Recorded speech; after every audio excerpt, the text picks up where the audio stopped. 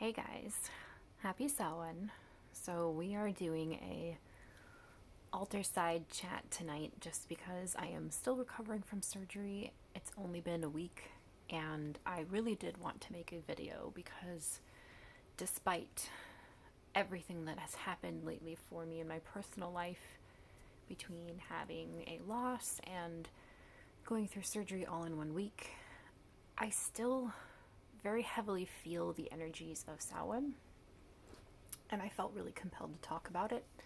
So we're gonna do an altar side chat tonight because I'm not entirely feeling up for being on camera, but I'm more than comfortable to sit here and chat with you guys about what I want to talk about tonight. So if you follow me on Instagram, you got a little bit of a peek into what this video was going to be about. But I really wanted to talk about speaking with the dead and my experiences with it and my take on it. So this video is, as most of my videos are, all going to be me sharing my own personal experiences and everything through the lens of what I have experienced individually. But some of this might align with what you have experienced if you have mediumship abilities and if you haven't experienced speaking with the dead or having a connection with the dead. But let's just get into it. So I have done a few videos a little bit here and there on mediumship. It's something that I'm starting to slowly get more and more into discussing on my channel. I did do a live with Rachel from the Cackling Moon back in May where we discussed this as well, as both of us are mediums, and it was a really great chat. So if you have, I believe it was an hour and a half to kill some time, go check that out. It is under the live streams in my YouTube channel here. But I will kind of give you the rundown of chronologically and then really talk about how I experience mediumship and how I experience speaking to the dead and how it is a very large part of my practice. So I don't believe that you have to be born a medium. I do believe that there are many people who are, but I believe that is the same thing as being born, for instance, like Mozart. Just having that ability from young childhood is a little bit different than picking it up later in life. And there are various different reasons why this may happen, where suddenly you are having an open line of communication to the dead and you can experience mediumship in various different ways. Sometimes this happens through a trauma, sometimes it happens through a loss, sometimes it happens through a near-death experience, and sometimes it just happens. And then again, there are those who experience it from childhood. I do think that I have some experiences from childhood, but I wasn't seeing spirits all the time. I had many fears about being alone at night, and I think it's because I was seeing things I couldn't understand. And then I have a few handful of paranormal experiences, and I saw once what I believe was one of my spirit guides when I was very sick as a child. But other than that, I had a pretty normal childhood. I didn't have the experiences where I was mistaking spirits for the living or anything like that. But I became increasingly more curious about mediumship to the point where when I was in high school, I started to read Sylvia Browne's books, and that led me down the path to Wicca and witchcraft and paganism, and it opened the door to everything, essentially. So I stopped focusing on mediumship, and thus this path started to unravel. Well, about 5 or 6 years later, my grandfather passed away from cancer, and that really tore into me. He was a phenomenal person and a ever guiding figure in my life, and he continued to do so after death. I had very, very many visitation dreams with him throughout the 11 years now that he has been gone since his passing. He communicates with me the most. I sense his energy the most. And I will first go into describing visitation dreams and basically how I experience them. So, visitation dreams for me, I generally remember my dreams a lot, but I can tell the difference between the dreams I have where it's just my brain kind of defragmenting information that it took in from the day. And I will coin this term. I won't coin this term. That's not the correct word. I will borrow the term from my friend Drew, who calls them junk dreams. That's a really good way to describe them. I describe those as junk dreams. Now, I've had lucid dreams where I've become aware that I am dreaming. I have had dreams where I've tried to wake myself up. I had one actually within this last week. And sometimes during a visitation dream from my beloved dead, I will become lucid. So I will become aware that they are dead. I will become aware that this must be a dream. And it's very vivid. My senses are very awoken. They are very clear. Their energy is very strong. And a lot of the time, they will just kind of say things like, I'm just here checking in. I'm just wanting you to know that I'm okay. I've had several dreams, not only from my grandfather for that, but also from a friend who passed away and a few other things.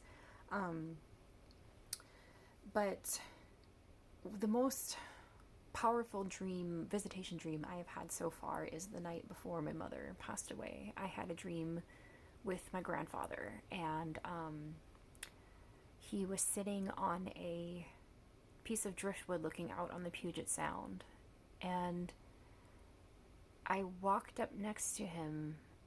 I can still hear the sound of the rocks beneath my feet and the sand. And I sat down next to him on the log, and he kept his eyes to the water, but he reached over and grabbed my hand and squeezed it really hard. And all he said was, "You are strong. You can do this." And the next day, I ended up ushering my mother into death alone. Things happened just within mere 10 minutes of my brother going to leave to get my cousin off the ferry and me happening to come in to visit my mother because I was actually out having lunch with my father. My mother and my father, they didn't speak anymore at this point in time. And within that 10 minutes, my mother passed, and it just so happened that I was the only person that was there. So, and I kind of intuitively knew that maybe this was going to happen and that I was going to have to face this. So when I sat to say goodbye to her, the first words out of my mouth were that my grandfather was waiting for her, because I knew that he was. He had told me he was. After that, my connection to mediumship and my connection to the dead just started to spiral and become stronger, and I started to trust more of what I was sensing and what I was experiencing. There have been so many times where I felt a spirit near. And, now I'll kind of go into the things that I experience when that happens. So when I sense a spirit, so far in my journey with mediumship and talking with the dead, I've really kind of only been able to sense my beloved dead, and I think that's just because I have the strongest connection to them and they have the strongest connection to me, so they will come through the strongest. As this blossoms and I exercise this a little bit more, I'll start to sense other spirits. I've been wondering, like my husband's grandparents and stuff, I know they check in on him, but I haven't been able to sense them yet, and I know that will change. So what I what do I experience when this happens? Well, the first thing that I experience is I will often experience chills, tingling sensations in my arms and fingers. I will experience cold, um, a cold energy that will float around my right side, and that usually is an indicator that one of my beloved dead is near. I have felt people touch my hand or grab my hand or my shoulder or touch my hair or my cheek. I and it's not a touch that we would experience in this world if I were to reach out and touch you. It is this shift in energy, this shift in coldness that kind of just it's lighter than being actually touched, but you can still sense it. You can sense the energy shifting. It's a little hard to describe. I can occasionally hear the beloved dead. More often, I will hear them internally within my own my mind's eye, or ear rather. But it's not my own thoughts, or it is their voice, or it is something that I wouldn't conceive of. Oftentimes, with that, they'll start giving me flashes of something. Occasionally, when I think about my mother or my grandfather, I can smell them suddenly near me. I will get scents from my childhood that I associate with them, and that's just essentially them saying, "Hey, I'm here." So I do get a little bit of a lot of the major clairs. Claircognizance is kind of one of my biggest. I will suddenly just have a knowing of things. I will definitely have some clairvoyance and some clairaudience, but it's more just I can sense the energy when it shifts, and then my other clairs start to awaken. I'll start to hear things. I'll start to see things in my mind's eye. There have been occasions when I have heard voices externally as well. It's pretty rare, but it has happened. But I think I could probably put a numerical value on that for maybe about less than 10 times in my lifetime that I have heard that outside of externally instead of internally.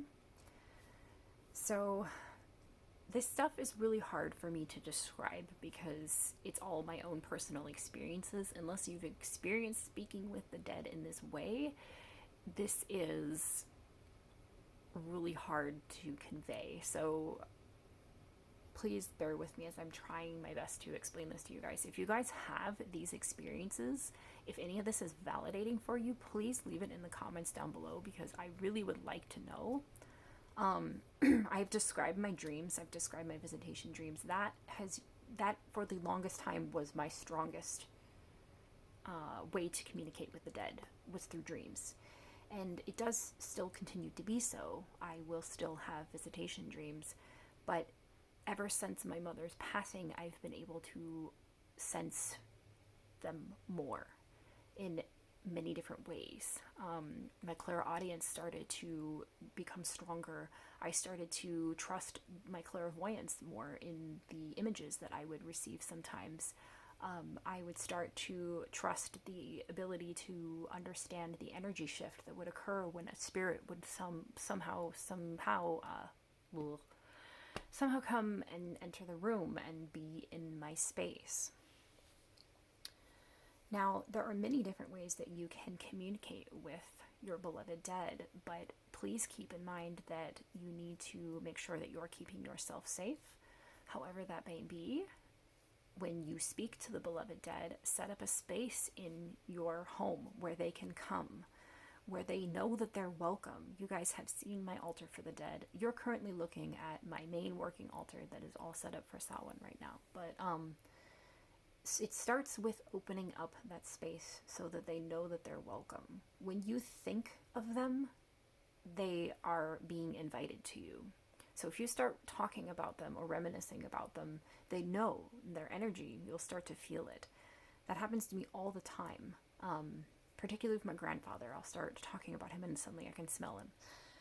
The other thing that can be really, really helpful if you're a visual person like me is if you're proficient at reading tarot or oracle cards, you can use this to communicate with the dead.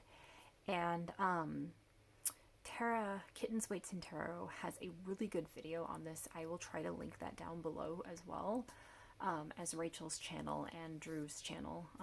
Rachel is the Cackling Moon, and Drew is She Who Walks Between the Worlds, because I know I've mentioned all three of those lovely ladies in this video.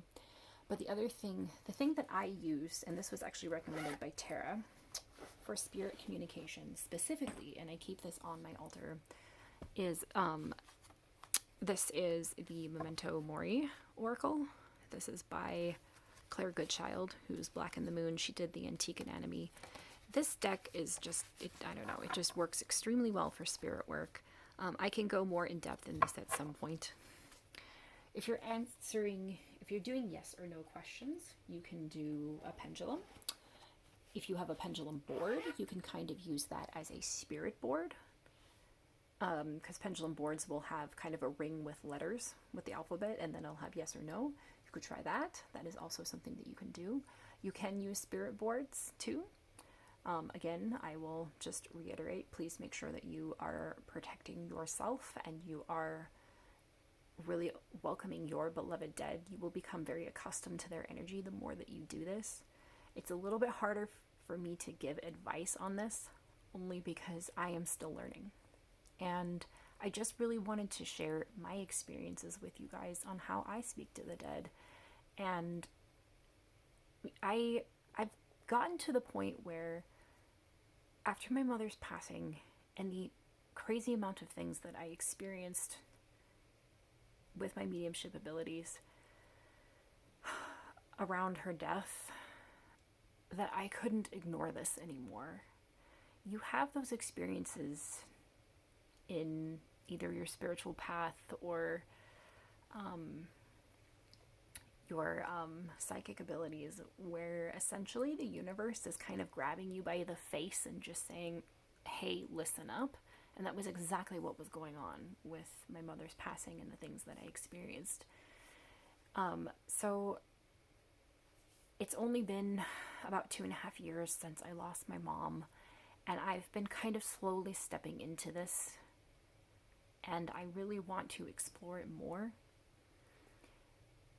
So you might see more content on this coming out. If you guys have any more questions, please let me know. You can put them in the comments below. You can follow me on Instagram and talk to me there. I'm more than happy to answer any questions. Again, I will reiterate, I am still very much learning with mediumship, but I just wanted to tell you guys a little bit about the things that I've experienced and how I experienced them, and hopefully that will be validating for you.